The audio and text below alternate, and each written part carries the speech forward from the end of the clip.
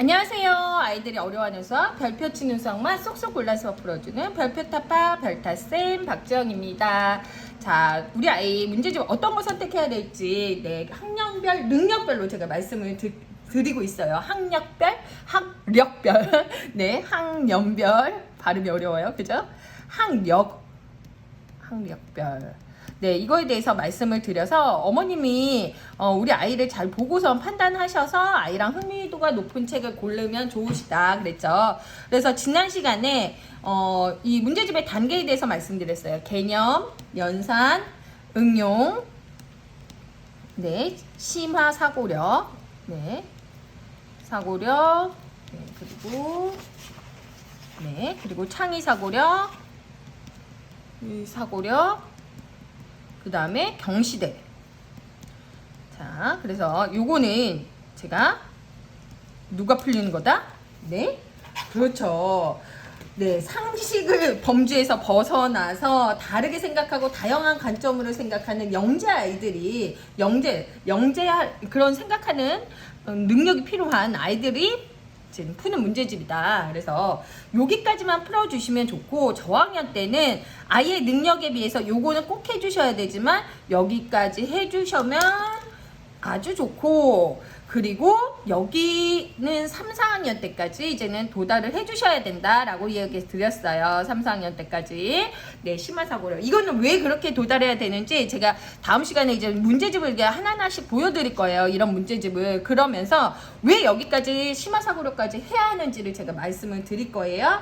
자, 이렇게 했어요. 이렇게 했는데 제가 뭐가 중요하다고 그랬어요.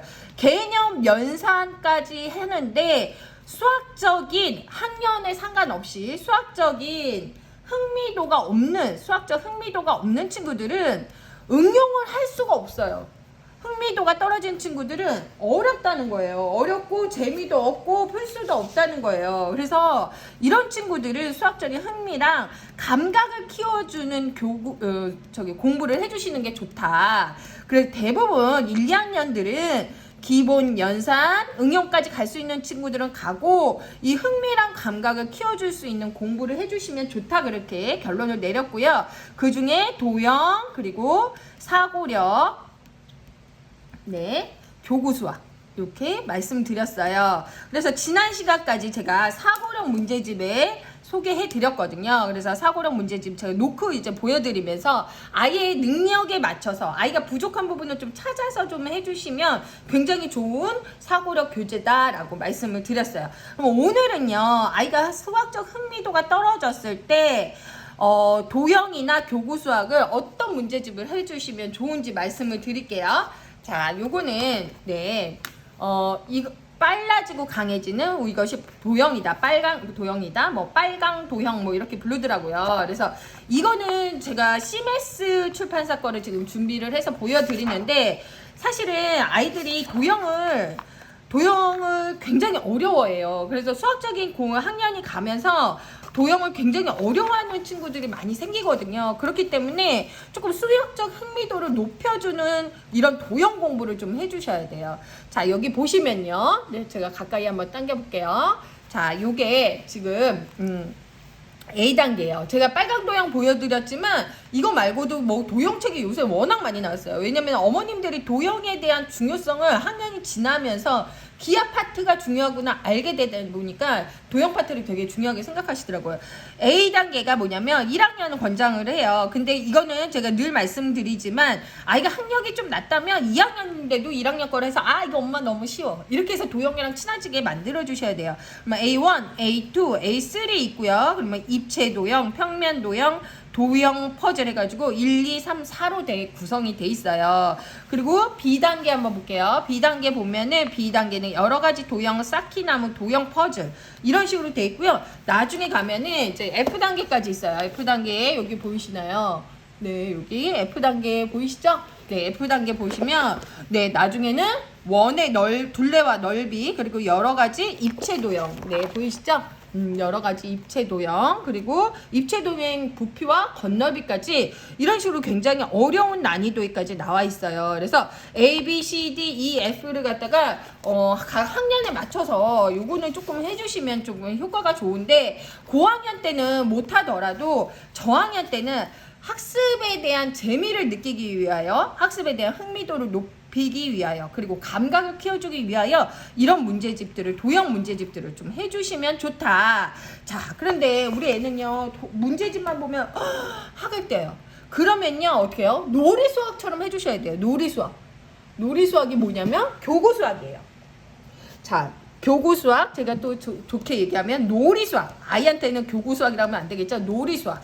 그러면 1, 2학년이면 이런 것들은 꼭 해주시면 좋고, 3, 4학년이라도 아이가 수학에 너무 관심이 없다 이러면은 차라리 이쪽으로 많이 치우쳐 주셔도 돼요. 네, 왜냐면 학년이 어차피 길기 때문에 지금 막 억지로 끌고 간다고 아이들 절대 잘하지 않습니다. 그래서 교구 수학이랑 놀이 수학을 제가 오늘은 소개해 드리도록 할게요. 제가 도형에 대한 거 보여드렸고요. 그 다음에 교구 수학 한번 보여드릴게요. 자, 요거는요, 네, 폴리탄이라는 교구예요. 폴리탄이라는. 그래서 이거 딱 이렇게 열어보면은, 네, 이거는 이제는 교구로 이렇게 사주시는 건데요. 이렇게 여러 가지로 아이들이 스스로 맞출 수 있게 돼 있어요. 그래서 이거는 폴리탄도 종류가 굉장히 많이 있는데요. 네, 이거는 볼로라 그러고, 예, 이쪽에 있는 거는 두 가지는 볼로라 그러고, 이거는 여러분들이 잘 아시는 칠교예요.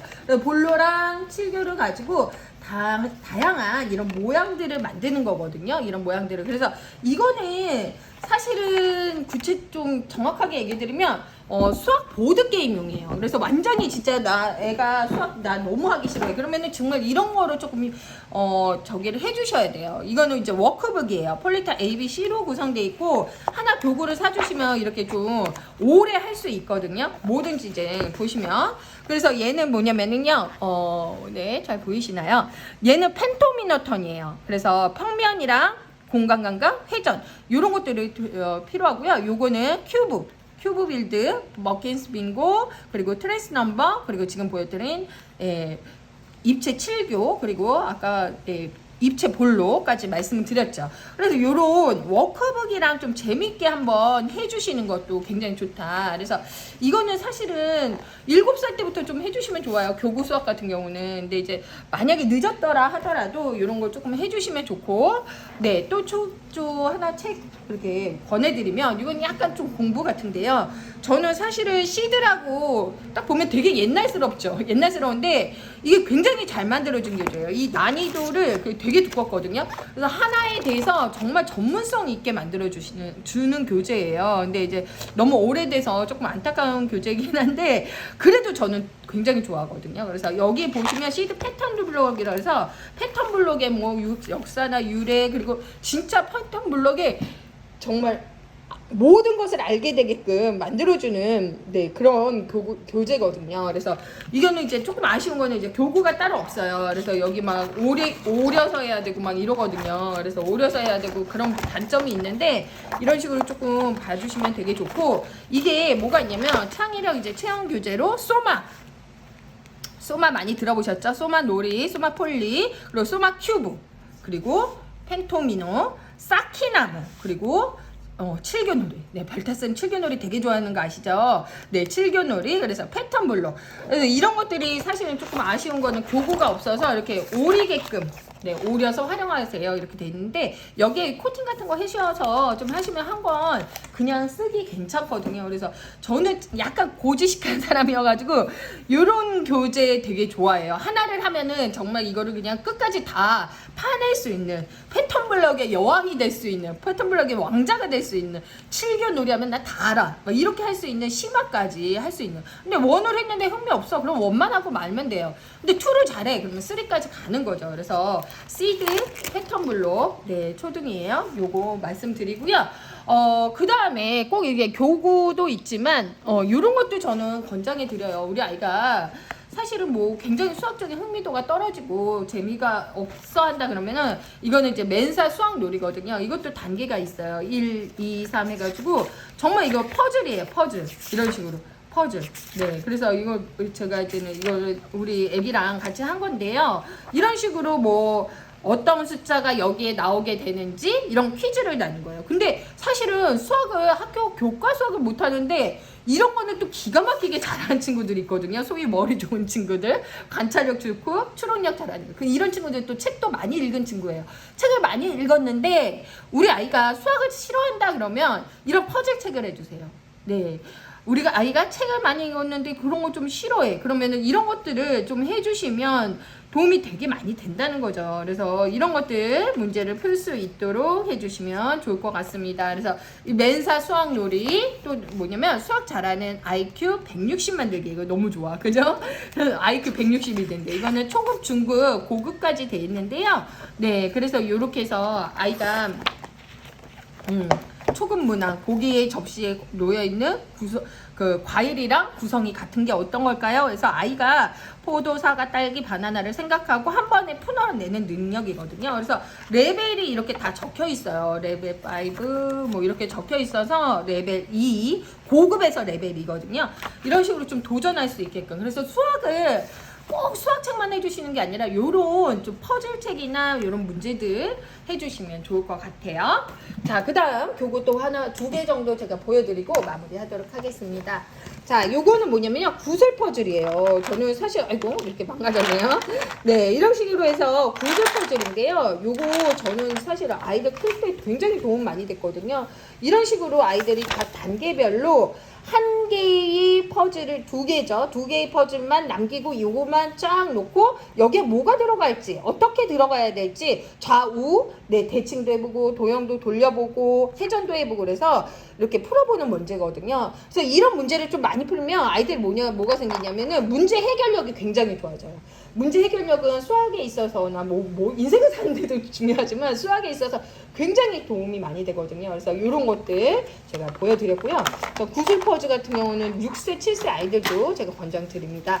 그 다음에 제가 또 좋아하는 교재가 뭐냐면 수도쿠예요. 말랑말랑 두뇌 트레이닝. 이거는 중급이거든요. 그래서 조금 어려워요. 이거보다 단계 더 낮은 거 있습니다.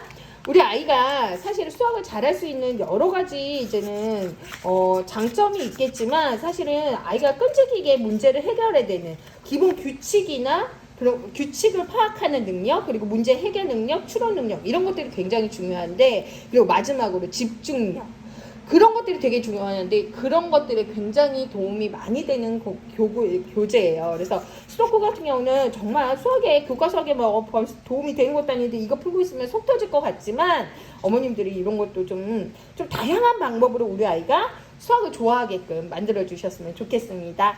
자, 오늘은 교구 수학이랑 도형으로 아이의 흥미를 좀 느낄 수 있게 하는 방법까지 말씀드렸습니다. 다음 시간에는 구체적으로 어떤 문제집이 개념 문제집은 어떤 거고 연산 문제집에 어떤 것들이 있는지 제가 말씀드릴게요. 네, 다음 시간에 만나요.